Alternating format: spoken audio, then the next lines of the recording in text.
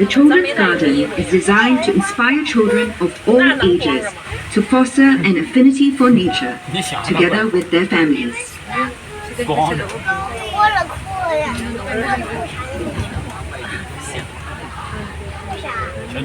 小女孩碰到这样。这就是到海边了。小亮，你们想看大海？ You are now entering the waterfront walk, which connects Bay South to Bay East via Marina Barrage behind you. Across Marina Reservoir, you will see Bay East, the second of 3 gardens of Gardens by the Bay. Bay East is open 24 hours daily, offering a superb view of the city skyline along its waterfront promenade. Back here at Bay South, proudly fronting the Marina Reservoir, are its 2-star attractions, the Cloud Forest to your left and the Flower Dome up ahead. Marvels of architecture, their design is dictated by light. Look into the conservatories and you will see no pillars inside, as these cast shadows which limit plant growth. Instead, a grid shell is anchored by rows of external arches. This structure allows sunlight in any time of the day, which promotes plant photosynthesis. The giant grid shell supports thousands of glass panels. These panels are treated to maximize sunlight penetration while keeping the heat out.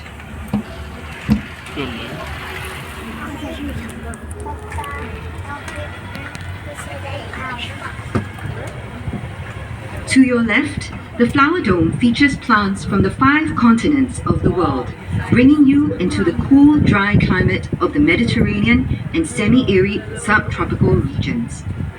The air inside is specially cooled and desiccated to match the climate these plants are native to, allowing them to thrive and burst into color. Some of the trees in the Flower Dome are remarkable specimens of nature, like the giant baobabs, also called overturned trees. The Mediterranean olive trees have survived a remarkably long passage of time. They are estimated to be about 1,000 years old.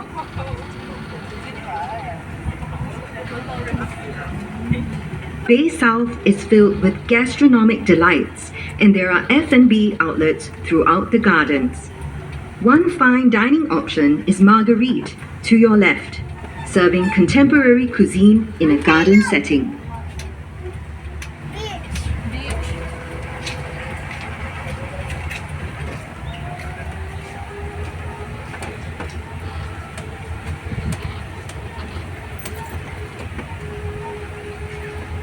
Also tucked away in this quiet corner is the Silver Garden, coming up ahead on your right.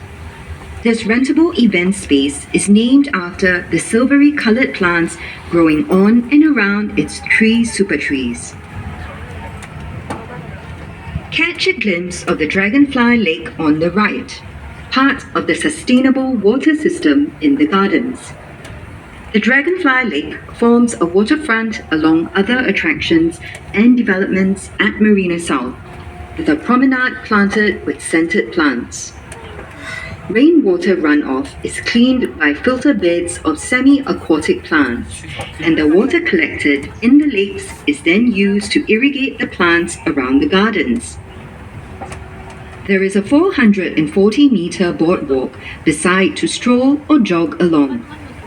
The Marina Reservoir and 2 lakes surround Bay South, providing irrigation for plants and a cool respite for visitors.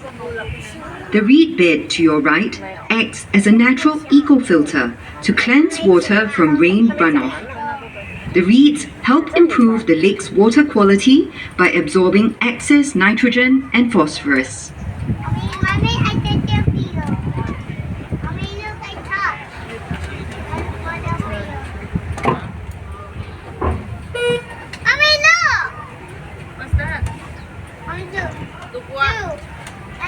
You are now entering the Heritage Gardens, which showcases the plants that occupy a special place in the history and culture of Singapore's main ethnic groups. into the Indian garden. Can you spot the national tree of India here? It's right in the middle of the Indian garden, the banyan tree, also called the Bengal fig. With its tangle of roots and branches, the banyan symbolizes eternal life for Hindus. Plants, and especially trees, have huge cultural and religious significance for the Indians. In front of you, a circular opening in the wall welcomes you into the Chinese garden. This is called a moon gate, a feature found in traditional Chinese gardens and represents a full moon. For the Chinese, a garden is a reproduction of the natural environment. That's why features like ponds and boulders are common in classical Chinese gardens. A rock represents a mountain, and water stands for rivers and waterfalls.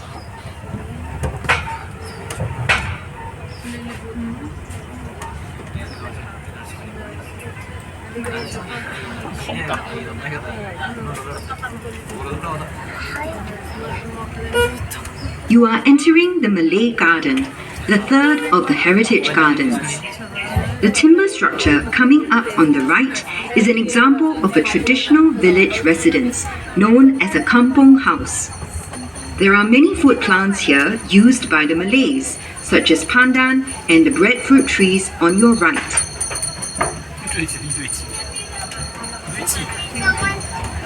Check out the mighty super trees on the left.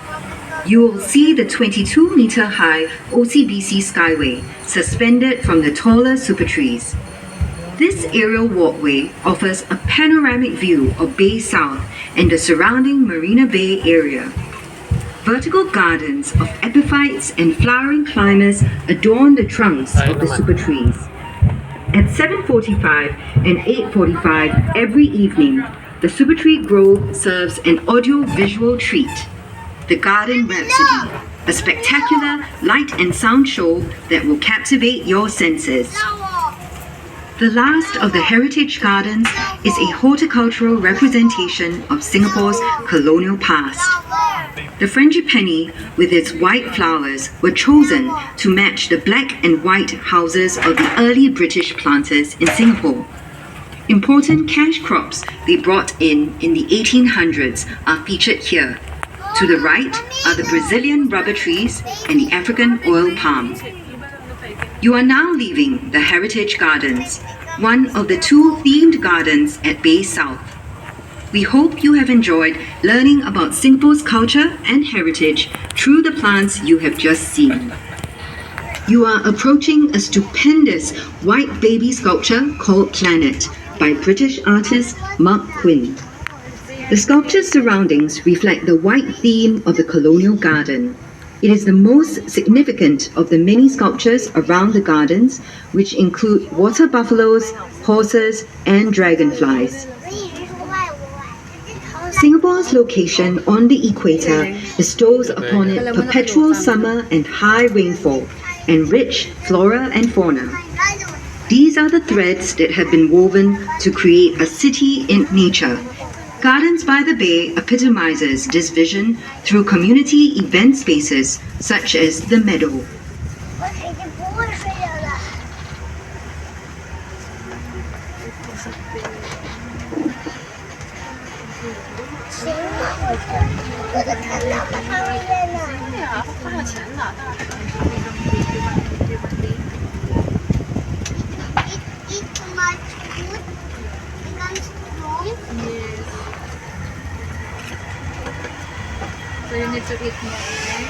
Try to imagine a world without plants. It's impossible. Without plants, there would be no life on the planet. 6 gardens in the world of plants ahead of us focus on the role of plants in our ecosystem. Do you know which were the first plants that colonized the surface of the earth? In the Discovery Garden, you will learn how plant life began. Ferns and mosses were the first plants that appeared on land 500 million years ago. If you see what looks like tree trunks lying on the ground, they are actually petrified wood, ancient trees fossilized through time. The topiary sculptures in front depict the native animals of the rainforest, such as the orangutan, rhinoceros beetle, and hornbill. Topiary sculptures require constant pruning to maintain their form. These sculptures are made out of the curtain fig. The animals showcased here are closely linked to the flowering, fruiting, and dispersal of the fig. This is the Fruits and Flowers Garden. Pollinated flowers develop into fruits with seeds.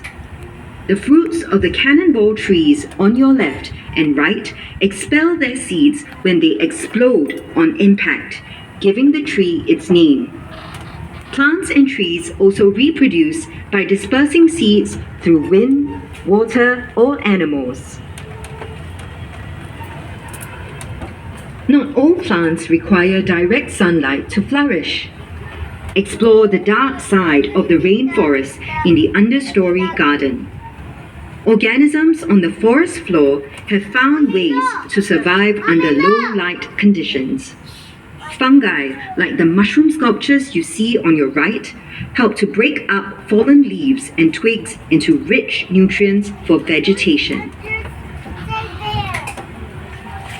You are entering the World of Palms garden. Palm trees are important components of the rainforest, filling its mid and lower strata and providing food to birds and animals. Rattan is used for furniture, and car wax is made from a Brazilian palm carnauba. Look to your right behind the palm trees and you will see the Energy Center, a marvel of sustainable energy. Tons of horticultural waste collected from parks every day is burned to power turbines that help to cool the flower dome and cloud forest.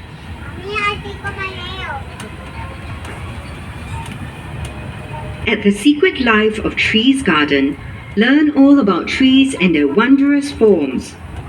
On your left and right, the leaves of the snowflake trees resemble the lattice structure of a snowflake. Baobabs, which you can see in the flower dome later, are nicknamed overturned trees because their branches look like roots growing into the air. And look out for the thorny trunks of the kapok trees on your right. We are now making a stop at the canopy once again. Do get off here to visit the two cool conservatories, which hold a truly global kingdom of plants. They come from every continent except Antarctica